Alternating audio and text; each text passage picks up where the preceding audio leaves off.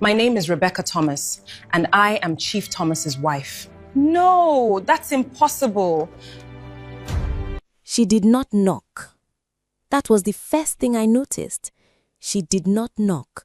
She simply pushed open the glass door to my office like she owned it and walked in with the kind of calm that only comes from a woman who has never had to beg for anything in her life. I was sitting behind my desk, Chief Thomas's desk, the desk he gave me, reviewing contracts for our new Port Harcourt branch. My coffee was still hot. My blouse was freshly pressed. My name was on the door, Gina Okafo, Head of Operations, Deverton Holdings. I had worked hard for that name on that door. I had survived things most people would never understand. And yet, the moment that woman stepped into my office, something cold moved through my chest, like a warning I did not know how to read. She was elegant. That word does not even do her justice. She wore a cream-colored Ankara suit that looked like it was tailored in London. Her hair was pulled back into a soft bun, not a single strand out of place. No flashy jewelry, just one thin gold bracelet on her left wrist and a pair of diamond stud earrings that caught the afternoon light like whispers. She was carrying a brown folder, thick, official-looking. She looked around my office slowly, at the framed photos on the wall, at the company logo on the glass panel, at the leather chair I was sitting in, and something moved in her eyes. Not anger, not surprise, something deeper, something that looked like recognition. Then she looked at me. "My name is Rebecca," she said, in a voice so steady it almost did not sound human. "Rebecca Thomas, and I am Chief Thomas's wife." The room went silent. Not the kind of silence when a meeting ends, the kind of silence when the ground shifts beneath your feet and you realize the whole foundation you built your life on was standing on sand. I remember the feeling of my hands going still on the desk. I remember the sound of the air conditioning humming above us. I remember thinking, this cannot be real. This is not happening to me. But she was still standing there, still looking at me with those calm, knowing eyes, and the folder in her hands. I could see the Deverton Holdings letterhead on the edge of the first document. "I think," Rebecca said softly, "we need to have a conversation." Let me take you back, because this story did not start in that office. It started in a one-room apartment in Ajegunle, Lagos, where I grew up sleeping on a mat with my two younger sisters, where the ceiling leaked every rainy season, and where my mother sold fried akara by the roadside just to pay our school fees. My name is Gina, and I was not always this woman sitting behind a big desk. I grew up knowing what hunger felt like. Not the hunger of skipping one meal, but the hunger that settles into your bones after 3 days of eating only gari and salt. I knew what it felt like to wear the same school uniform for 4 years until the seams gave way. I knew what it felt like to watch my mates talk about traveling abroad for holidays while I was calculating whether bus fare would leave enough money for dinner. I was not ashamed of where I came from, but I was exhausted by it. By the time I was 26 years old, I had a national diploma in business administration, a small rented room in Surulere, and a job as a junior secretary at a logistics company that paid me 62,000 naira a month. I worked hard. I dressed neat. I carried myself with dignity even when my account balance said otherwise. But dignity does not pay rent. Dignity does not send your sick mother to the hospital. Dignity does not stop the landlord from knocking on your door in the middle of the night. So, when Chief Thomas walked into my life, I will not lie to you. I saw him and I saw a door out of everything that had been suffocating me. I met Chief Thomas Emmanuel at a corporate dinner in Victoria Island. My boss had dragged 3 of us junior staff along to serve as support for a client presentation. We were not guests, we were background. We were supposed to smile, carry folders, and stay invisible. But Chief Thomas noticed me. He was sitting at the head table with other big men, the kind of men who talk with their hands, whose laughter fills the whole room, whose suits probably cost more than my 6-month salary. He was not the youngest man there. He was in his mid-50s, with grey at his temples, a full beard, and the kind of confidence that only comes from a man who has built something real with his own hands. He caught my eye twice during the dinner. The second time, he held it. I looked away. After the event, as I was helping pack up near the entrance, he approached me. No entourage, just him. "You work for Fernandez Logistics?" he asked. "Yes, sir," I said.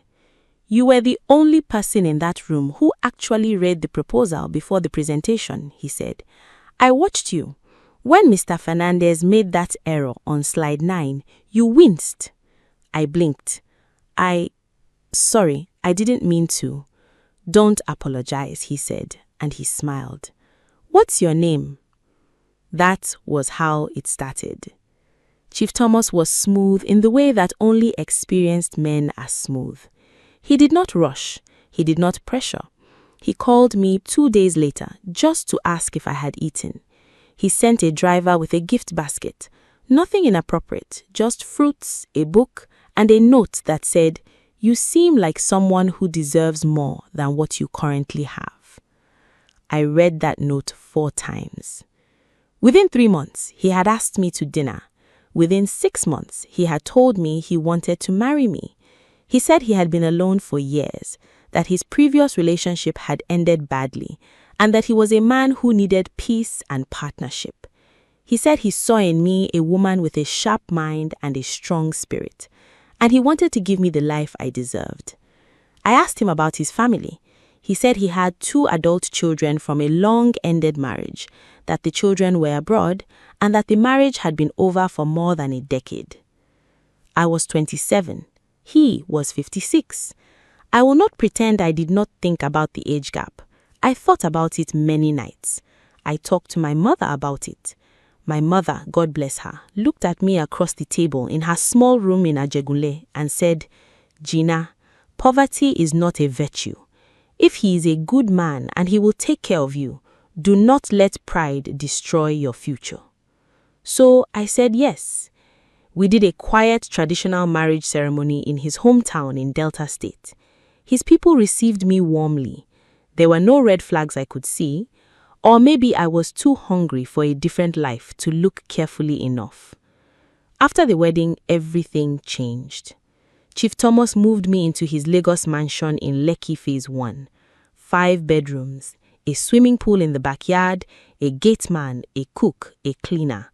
I had my own wardrobe room, my own car, my own driver. But the gift that changed my life the most was the office. 6 months after our marriage, he called me into his study and told me he was appointing me head of operations at Devatin Holdings, his second largest company. He said, "I don't want a wife who sits at home and counts my money. I want a partner who understands what I have built." I was terrified. I was also more alive than I had ever been in my life. I threw myself into that job. I studied. I worked late. I earned the respect of the staff, not because I was the boss's wife, but because I showed up every day and did the work. Within a year, I had restructured 2 departments, cut operational costs by 18%, and brought in a client that doubled our Port Harcourt revenue. Chief Thomas was proud of me. The staff respected me, and I, for the first time in my life, felt like I was somebody. That is the thing about escaping poverty that nobody warns you about. When you finally get comfortable, you stop looking over your shoulder. You start to believe the good thing will last. You stop asking questions. If this story is already pulling at something in you, something real, stay with me. Subscribe so you never miss stories like this one, because this is only getting started. Rebecca sat across from me and placed that brown folder on my desk like she was laying down a sword. I did not touch it. "How long have you been married to him?" I asked. My voice surprised me. It was calmer than I felt. 23 years, she said. 23 years. The words landed in my stomach like a stone dropped in still water. I heard them. I felt the rings spreading outward. I told him the marriage ended, I said. He says many things, Rebecca replied, not with bitterness, with the wariness of a woman who had been through this more than once. Thomas has always been very good with words. I looked at her properly then, really looked at her. She was somewhere in her late 40s, maybe early 50s, beautiful in a way that only grew with time. There were fine lines around her eyes, but they looked earned, not sad. She held herself like someone who had never been broken, or had been broken and had rebuilt herself better. You've been abroad, I said. London, she confirmed. I went to manage the UK arm of our business. Thomas and I had an arrangement, separate lives, one business. But the arrangement is over. I am coming home. And when I say home, I mean this company, this business, and that house in Lekki. The house. My house. The house where I had planted flowers in the garden, where my mother came to visit and cried because she could not believe how far her daughter had come. You need to open the folder, Rebecca said gently. I opened it. Inside were photocopies of a marriage certificate, dated 23 years ago. Chief Thomas Emmanuel and Rebecca Adeaze Okonkwo. Church marriage, court marriage, both signed, both stamped. Below that, a letter from a lawyer addressed to Daverton Holdings stating that Rebecca Thomas, co-founder and co-registered director of Daverton Holdings, was formally resuming her executive role with immediate effect. Co-founder. I read that word 3 times. You built this company? I whispered. Thomas and I built it together. The seed capital came from my family. The first contract, the federal government storage tender in 2006, I secured that. I was in the field with him when this company was nothing but a rented office and a borrowed truck. The room felt like it was slowly tilting. I thought about the months I had spent restructuring departments, impressing board members, believing I was building something that was partly mine because I had married the man who owned it. And now this woman was sitting across from me, telling me the whole thing had been hers before it was ever his. I thought about calling Chief Thomas. My fingers moved toward my phone, then I stopped. Because something told me, something quiet and certain in my gut, that if I called him right now, he would talk me out of what I was feeling. He would find the smooth words. He would give me an explanation that almost made sense. He would look at me with those warm eyes, and I would want to believe him. And I was tired of wanting to believe things that were not true. What do you want from me? I asked Rebecca. She looked at me for a long moment, and for the first time since she walked in, something shifted in her expression. Not triumph, not cruelty, something almost like sadness. I don't want anything from you, Gina, she said quietly.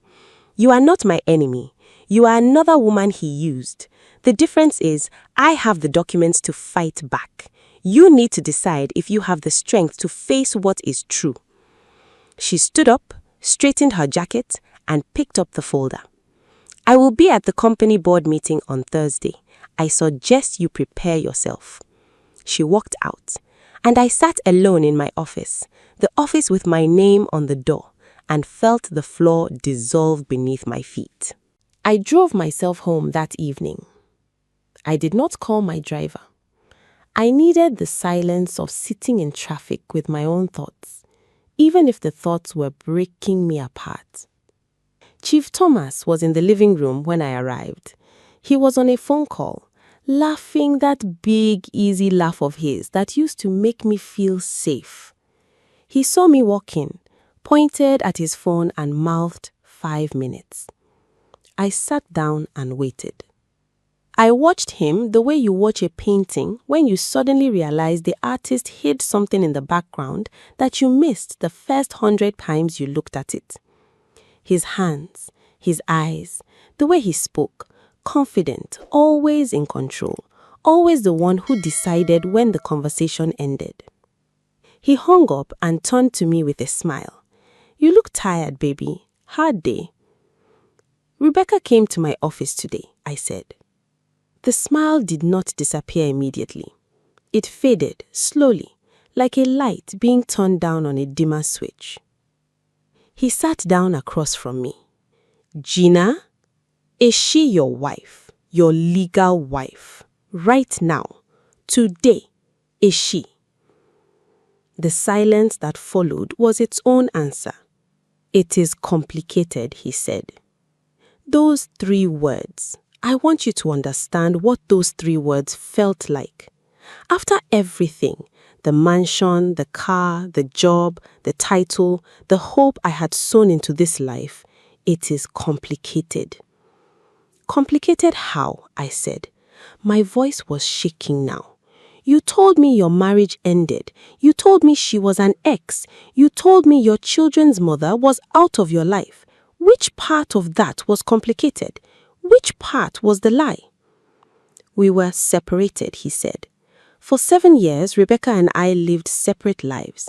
You did not think she would come back," I finished for him. He looked at me, and in that moment, for the first time in our entire relationship, I saw something in his eyes I had never seen before. Not love, not guilt, not even shame. Calculation. He was measuring me, measuring how angry I was, how much I knew, and how much damage control he needed to do. He was not a man sitting across from a wife he had hurt. He was a man assessing a situation.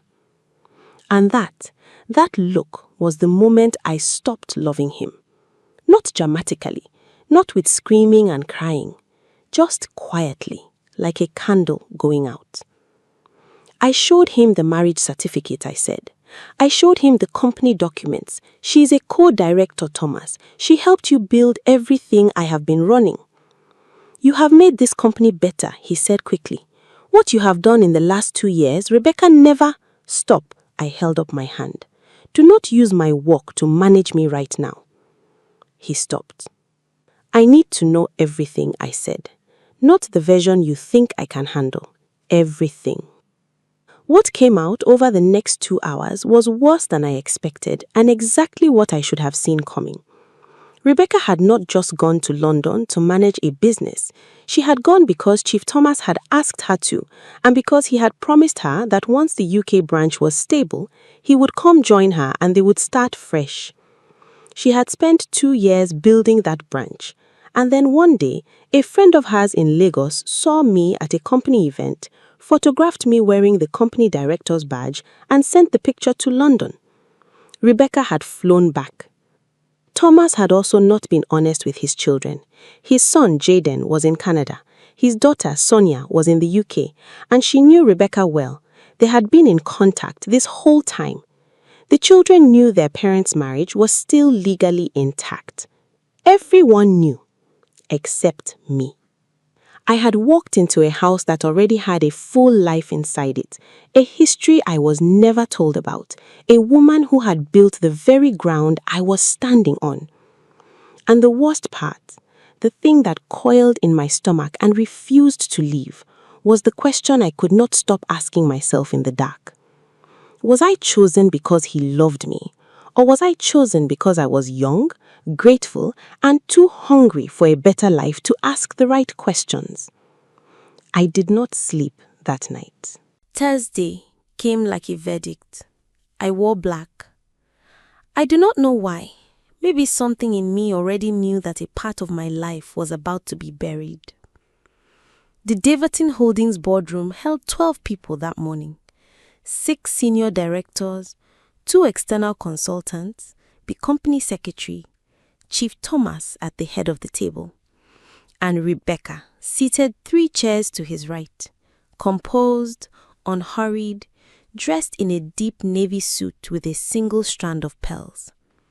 And me, seated at the other end of the table, head of operations, wife number 2, who did not know she was wife number 2. The company secretary opened the meeting and immediately moved to the first item on the agenda. Review of executive appointments. Formal resumption of co-director Rebecca Thomas. I watched Chief Thomas's face as the documents were read aloud. He was still. Too still. The kind of stillness that tells you a man has prepared himself for a storm. Then Rebecca spoke. She did not raise her voice. She did not perform. She simply laid out facts the way a surgeon lays out instruments. Precise, purposeful, one after another. She presented the original incorporation documents showing her as co-founder. She presented records of the seed capital injection from her family trust. She presented correspondence from 2019 in which Chief Thomas had promised her a formal return to the board upon her return from London. Then she presented something I had not seen before, a letter. It was addressed to the board, written by Sonia, Chief Thomas's daughter. In it, Sonia confirmed that she had personally witnessed her parents' ongoing legal marriage, that no divorce had ever been filed, and that any secondary marital arrangements entered into by her father were made without the consent or knowledge of the legal spouse. Secondary marital arrangements. That was me. Those careful, legal, bloodless words, that was me. I felt the eyes of the board members move in my direction. Some looked away quickly. One older director, Mr. Festus, looked at me with something close to pity. Chief Thomas cleared his throat. The board should be aware that my personal arrangements are separate from... They are not separate, said Mr. Festus, interrupting him, something I had never seen anyone do to Chief Thomas before. The reputational exposure of this company is significant. We cannot have our head of operations and our co-director be in this kind of arrangement. The board will need to convene privately. The reputational exposure. That was me again. Exposure, risk, problem to be managed. I had restructured their departments. I had brought in their biggest client in 3 years. I had given 2 years of my mind and my energy and my belief to this company. And in that boardroom, I was reduced to a reputational exposure. Something happened to me in that moment. Something quiet and irreversible. It was not anger, though anger was there. It was clarity. The kind of clarity that only comes when you have nothing left to protect. I reached into my folder and placed a document on the table. Everyone looked at it. I said, "This is my resignation." My voice was steady, effective in 30 days as per my contract. I will complete the Port Harcourt handover and ensure a smooth transition for whoever takes over my role. I looked at Chief Thomas. He was looking at me with an expression I had never seen on his face before. Something that looked for just a moment like genuine regret. I looked at Rebecca. She was already looking at me, and the expression on her face, I did not expect it. It was not triumph. It was not coldness. It was something that looked almost like respect. I stood up, picked up my folder, and walked out of the boardroom. I did not look back. 3 months after I walked out of that boardroom, I was sitting in a different office. Smaller. No swimming pool in the back, no driver waiting downstairs, no company car. Just a rented space in Yaba. 2 rooms, a second-hand desk, a printer that jammed every 3rd page, and a whiteboard covered in plans I had written myself. The company was called Gold Line Operations Consulting. It was mine. I want to tell you how I got there. I want to tell you all of it. Because the part of the story that people never see is the part that happens after the door closes, after the glamour ends, after you are back to being just yourself with nothing but what you actually know. When I resigned from Deverton, I received my full contractual severance. Chief Thomas did not fight it. I think guilt has a way of making rich men generous when they cannot afford to be anything else. The amount was enough to cover 6 months of basic living and a small business startup fund. I moved out of the Lekki mansion the same week. I packed my clothes, my books, and one framed photograph of my mother. I left behind everything he had bought me, the jewelry, the designer bags, the artwork on the wall. I rented a modest apartment in Surulere, not far from the small room I had lived in before Chief Thomas. My neighbor played loud music on Sunday mornings. The water supply was unreliable. The security light in the stairwell had been broken for 3 months. I had been here before. I could survive it again. What I could not survive, what almost broke me, was the silence. When you lose a life that was built on someone else's lie, you do not just lose the comfort. You lose the version of yourself that believed in it. You lie awake at night replaying every moment you did not question, every red flag you painted green because you wanted it to be green, every time he spoke and you chose to hear what you needed instead of what he said. I cried a lot in those first weeks. Not for him, I want to be clear about that. I had stopped loving Chief Thomas the moment I saw that calculating look in his eyes. I cried for the younger version of me, who had been so desperate for security that she had walked through an open door without checking what was behind it. I cried for my mother, who had been so proud. But my mother, God bless her, came to my new apartment with a pot of egusi soup and sat with me on my small couch and said, "Gina, you did not lose everything. You gained 2 years of experience running a company that men twice your age would envy. You cannot give that back." She was right. I had run operations for a mid-sized company, I had managed a team of 40, I had restructured logistics systems, led a client acquisition process, and overseen a multi-city expansion. None of that belonged to Chief Thomas. None of that lived in the Lekki mansion. All of it lived in me. So, I built Gold Line. I reached out to 3 former colleagues from Devaton who had followed my work quietly and respected it loudly. 2 of them joined me part-time in the first month. I contacted the Port Harcourt client, the one I had personally brought into Devaton, and had an honest conversation with them. I told them I had started my own firm. I told them what I could offer. They signed with me within 2 weeks. The work was hard. There were months where I wondered if I had made a mistake. There were Fridays when I sat alone in that small office eating noodles for dinner and wondering if the life in Lekki had been worth the education it cost me. But there were also mornings, quiet, early mornings before the city awoke, when I sat at my own desk in my own company and felt something I had never felt in the Lekki mansion. Peace. Not the peace of comfort, not the peace of having someone powerful protecting you, but the peace of a woman who knows that everything she has, she earned. Everything she is, she built. Everything she stands on, she put there herself. Now let me tell you what happened to the others. Chief Thomas and Rebecca, they did not reconcile. Rebecca formally assumed her co-directorship and began restructuring the company on her terms. She filed for legal separation 3 months later, not because she wanted to fight him, but because, as she told a mutual contact, she was finished being a footnote in a man's story.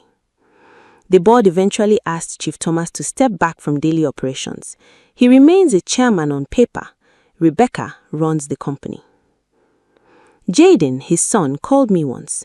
A short call, awkward and sincere. He apologized on behalf of the family for what had happened. He said his father had always moved through life, taking what he needed from people and leaving them to rebuild alone. I thanked him. I wished him well. I meant it. Sonia, I never spoke to her, but I heard she's building something of her own in London. Good for her. And me? Gold Line Operations Consulting, 18 months after its founding, had a staff of 11, 3 anchor clients, and a contract with a federal government agency that I won through a competitive tender. On my own, with my own name on the bid. My mother visited the Yaba office last December. She walked through the door and stood in the middle of the room and looked around at the staff working at their desks, at the whiteboard covered in strategies, at the framed company registration certificate on the wall with my own name. She started to cry. "What?" I said, laughing and reaching for her hand. "Nothing," she said. She shook her head and wiped her eyes and squeezed my hand. I told you to marry the rich man so you could escape poverty. And now look at you.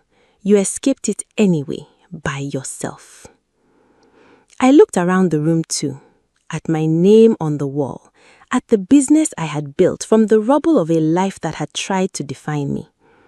And I felt something rise in my chest, not pride exactly, something older and quieter.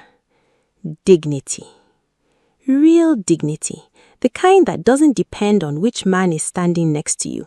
The kind that lives inside you no matter what room you are in, no matter what is in your account, no matter who walks through your door without knocking. The kind no one can hand you.